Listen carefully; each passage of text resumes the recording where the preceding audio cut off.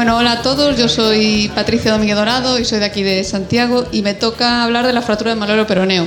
Me voy a repetir bastante con todo lo que dijo Laura porque al final dividir el tobillo en compartimentos es complicado. La fractura del malero peroneo es la más frecuente de las fracturas de tobillo, pero abarca una gran variedad dentro de todas las fracturas de tobillo. Y os empiezo con una pregunta. ¿Trataríais este tobillo de forma conservadora?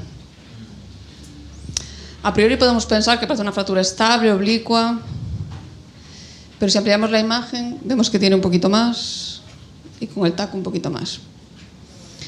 Entonces, lo mismo, la fractura de tobillo es como en la pelvis un anillo. Si está indemne, si está fracturada solo en un sitio del anillo, se considera estable, pero si tenemos una fractura en más de un sitio, lo consideramos inestable y será un tratamiento quirúrgico.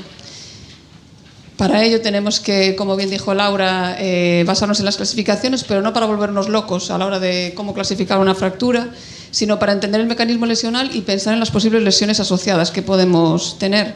La de Weber simplemente nos dice la región anatómica, si es supra, infra o transindesmal, y la de Lange-Hansen es la que nos va a dar más información a nivel de qué fracturas podemos tener asociadas. Vamos a hablar de las tres más frecuentes, que es supinación-aducción, supinación-rotación externa y pronación-rotación externa, y después hay dos subtipos que son menos frecuentes que ya ni los vamos a mencionar. La de supinación-aducción, las estructuras que están tensas son las estructuras laterales, entonces son las que primero se lesionan. Se produce una fractura infrasindesmal del malero peroneo, y normalmente es una fractura estable, porque normalmente el 80% de estas fracturas son estables. Si el mecanismo de aducción sigue progresando, se produce una fractura vertical.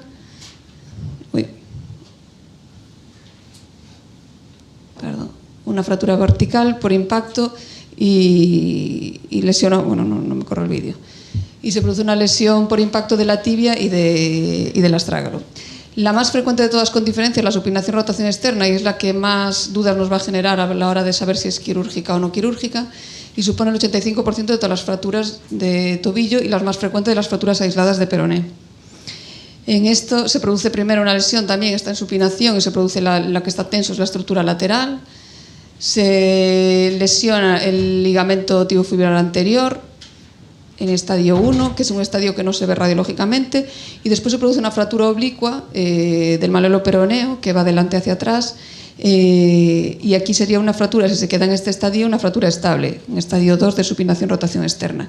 Si la fuerza de rotación sigue progresando, el peroné empuja hacia atrás y se produce una fractura de la sindesmosis posterior del malelo posterior, y si sigue avanzando se produce una fractura del malelo medial, estadio 4.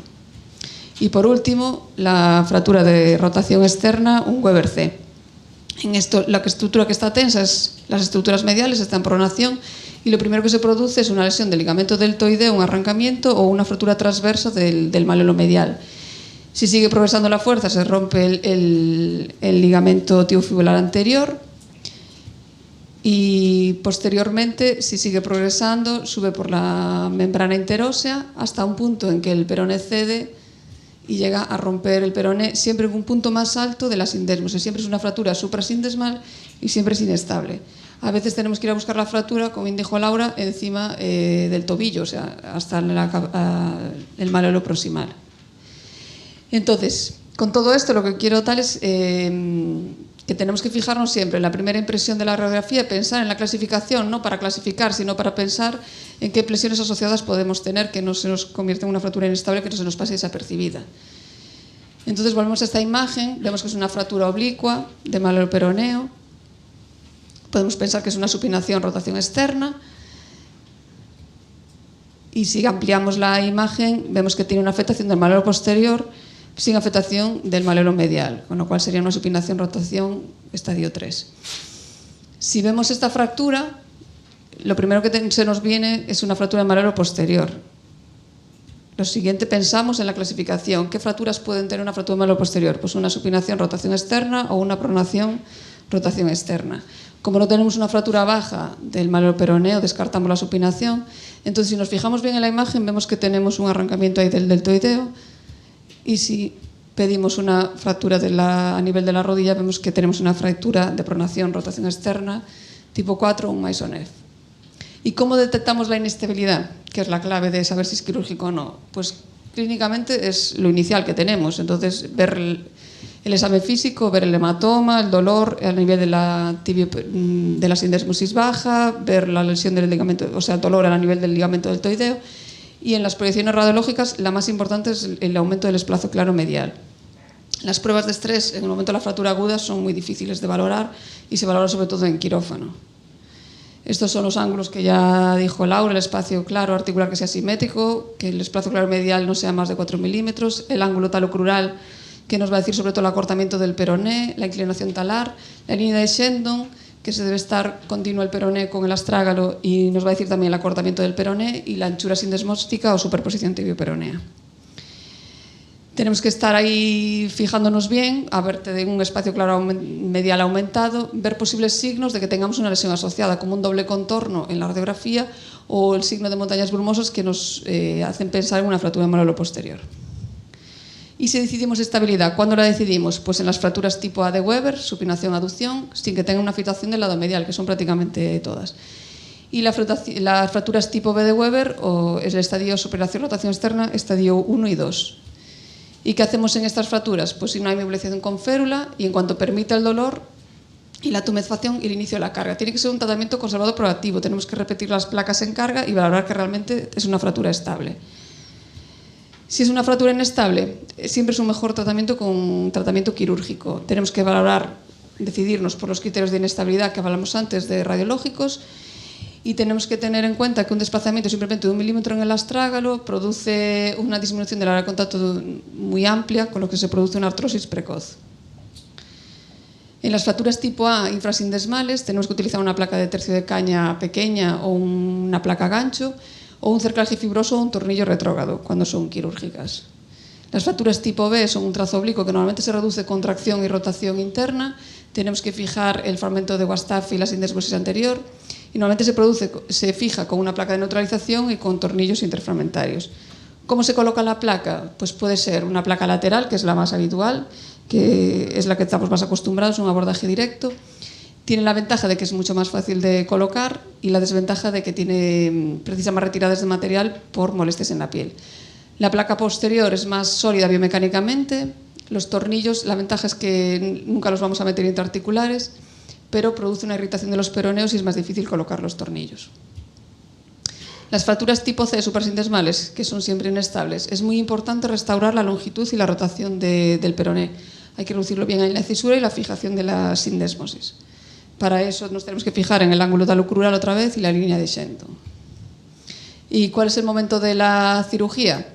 Pues lo ideal sería operar en las primeras horas, como dijo Laura, porque abrimos, se reduce el hematoma y en principio es más fácil cerrar la piel. Pero vemos que muchas fracturas tienen lesiones asociadas y son fracturas complejas que requieren el estudio con un TAC. Y para eso tenemos que esperar a que mejoren las partes blandas, que no haya edema intradérmico, subcutáneo o fliptinas, sobre todo las hemorrágicas. Los abordajes. El abordaje lateral en paciente en decúbito con rotación externa es un abordaje directo y podemos lesionar en la parte baja. Hay que tener cuidado con la rama del peroneo superficial y si es un abordaje más alto con el nervio sural. El abordaje posterolateral, que se hace en el medio más o menos entre el Aquiles y el malleolo peroneo. Se localiza el nervio sural, se abre la vaina de los peroneos y localizamos el malleolo posterior. Esto normalmente lo utilizamos cuando realizamos una fractura también para fijar el malleolo posterior y levantando el flexor de la luz ya llegamos a toda la tibia. Y eso es lo normal en las fracturas de tobillo, pero la expectativa pues no es lo mismo que la realidad en nuestros pacientes y tenemos pacientes así, con ancianos, con muchas pluripatologías y a veces tenemos que buscar mecanismos para solucionar estos problemas. La población geriátrica es cada vez más elevada y tenemos un fallo en la cicatrización de las heridas o un posible fallo en el implante por un hueso osteoporótico. Cada vez hay más estudios que intentan buscar soluciones para este tipo de pacientes, que es una nueva epidemia en las fracturas osteoporóticas. Es la tercera fractura más frecuente después ya de la cadera y de la muñeca. Y para eso sacan placas bloqueadas, para los huesos osteoporóticos, pero siempre tenemos que tener un buen cierre cutáneo. Sistemas más rígidos como tibia profíbula o incluso tornillos bicorticales mediales. Sistemas percutáneos cuando tenemos mal estado de partes blandas como el clavo del peroné, o incluso clavos de artrodesis, tibiotalocalcánea, para fijación de las fracturas. Y con todo esto es para que os fijéis mucho siempre, que no se pasen lesiones desapercibidas, que la primera impresión no es la que tenemos que tener en cuenta, y para que llevéis a casa recordad que cada fractura tiene un equivalente ligamentoso, que no solo nos tenemos que fijar en el hueso, sino en la lesión asociada que puede tener, que puede ser ligamentosa. Que para establecer el tipo de fractura peroneal hay que tener en cuenta la extensión medial y la lesión de la sindesmosis. La morfología de las fracturas nos dice un poquito cómo va a ser, si es transversales por arrancamiento y si es oblicuas por impacto, y que tenemos que hacer siempre una radiografía de toda la pierna, sobre todo tenemos afectado el malelo peroneo o el malelo posterior.